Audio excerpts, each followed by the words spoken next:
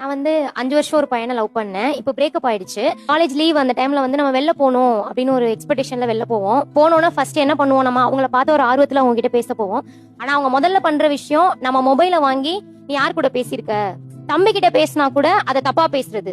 அதே மாதிரி அவங்க ஃபர்ஸ்ட் ரிலேஷன்ஷிப்ல இருந்த பொண்ணை நான் இருக்கும்போதே 5 வருஷமா அந்த பையனை நான் லவ் பண்றேன், வீட்டுக்குலாம் தெரியும். நான் இருக்கும்போதே அந்த பொண்ணை போயிட்டு 1 மந்த் ரெகுலரா பாத்துருக்காங்க. நான் டைரக்டா அந்த இடத்துக்கு போயிட்டேன். போட்டோ காட்டி கேட்டேன், இந்த பையனை தெரியுமான்னு. நீங்க ஏன் கேக்குறீங்க அப்படின்னு கேட்டுச்சு. நான் லவ் பண்ற பொண்ணு அதனால கேக்குறேன் அப்படின்னு.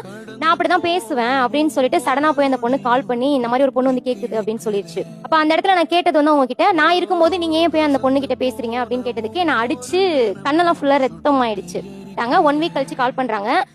ஹாஸ்பிட்டல் போனியா, எதுவுமே கேட்கல. வீடியோ கால் பண்ணி கண்ணை காட்டுறேன், ஆனா அதுக்கு அவங்க எந்த ரியாக்டுமே பண்ணல.